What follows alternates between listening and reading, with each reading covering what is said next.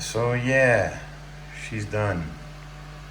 I'm not quite sure, but the top got darker, and I think that my fan actually kind of clogged up and it wasn't spinning as fast. I hit it with some WD-40 today, so I'm gonna take a look at it tomorrow and find out, because WD-40 causes things to stick. But overall, I'm definitely happy with it.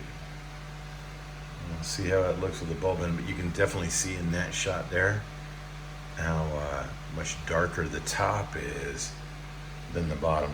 But it's okay because the top actually looks a little more realistic, and eventually I will kind of do that to everything else down below. Is it the dark side? The light side. Yes, I have cookies over here.